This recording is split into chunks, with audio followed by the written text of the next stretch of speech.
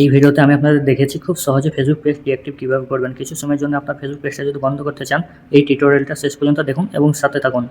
প্রথমে আপনি যেটা করবেন, আপনার ফেসবুক পেজ যেটা আপনি ডিঅ্যাক্টিভেট করতে চান সেটাকে আপনি সিলেক্ট করে নেবেন, সেটাকে লগ ইন করে নেবেন। তারপরে উপর দিয়ে দেখতে পাচ্ছেন 3টে দাগ, এটাতে ক্লিক করবেন। এখান থেকে আপনি সেটিংয়ে যেতে পারবেন, কিংবা আপনি এখানে প্রোফাইল লোগো দেখছেন, এখানে ক্লিক করবেন। তারপরে এখানে দেখতে পাচ্ছেন 3টে দাগ, এটাতে ক্লিক করবেন। তারপর আপনি সেম জায়গাতেই আসবেন, তারপরে এখানে দেখতে পাচ্ছেন সেটিং অ্যান্ড প্রাইভেসি, এইটাতে ক্লিক করবেন। তারপর আপনি এখানে দেখতে পাচ্ছেন সেটিংস যে লেখাটা আছে ছোট্ট করে, এটাতে ক্লিক করবেন। এইখানে আসার পর আপনি একটু নিচের দিকে যাবেন, নিচের দিকে আসার পর আপনি এক জায়গাতে লেখা দেখতে পাচ্ছেন এখানে অ্যাক্সেস অ্যান্ড কন্ট্রোল, এইটাতে ক্লিক করবেন। এইখানে আসার পর দেখতে পাচ্ছেন ডিঅ্যাক্টিভ পেজ, আনপাবলিক পেজ, তারপর ডিলিট পেজ। আপনি কোনটা করতে চান সেটা আপনি সিলেক্ট করে নেবেন এখান থেকে।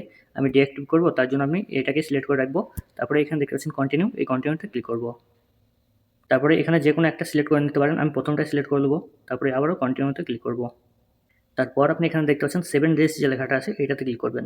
এখানে আসার পর দেখতে পাচ্ছেন 1 থেকে 7 পর্যন্ত ডেট করে দিয়েছে। এর ভিতরে যদি আপনি সিলেক্ট করে রাখেন, তাহলে আপনার এই ডেট শেষ হয়ে গেলে আপনারটা অটোমেটিক ওপেন হয়ে যাবে, পাবলিক হয়ে যাবে আপনার ফেসবুক পেজটা।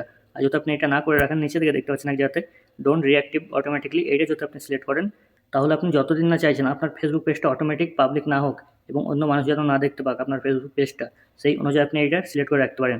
ডোন্ট রিঅ্যাক্টিভ অটোমেটিকলি, এটা আপনি সিলেক্ট করবেন। তারপর আপনি এখান থেকে কন্টিনিউতে ক্লিক করবেন। তারপর আপনার ফেসবুক পেজে যতগুলো ভিডিও কিংবা ফটোগুলো পোস্ট করা আছে সেসবগুলো আপনি এখানে ডাউনলোড ইনফোতে ক্লিক করে আপনি ডাউনলোড করে নিতে পারেন। তো আমি এটা ডাউনলোড করছি না, নিচের দিকে দেখতে পাচ্ছেন কন্টিনিউ, এই কন্টিনিউতে ক্লিক করব। এখন আপনি দেখতে পাচ্ছেন এখানে ডিঅ্যাক্টিভ ফেসবুক পেজ লেখা আছে, এটাতে ক্লিক করবেন। এখন আপনার ফেসবুক পেজটা আপনার প্রোফাইল থেকে ডিঅ্যাক্টিভেট হয়ে গেছে। তো আপনারা এইভাবে খুব সহজে করে নিতে পারবেন এবং চ্যানেলটা সাবস্ক্রাইব করে সাথেই থাকুন।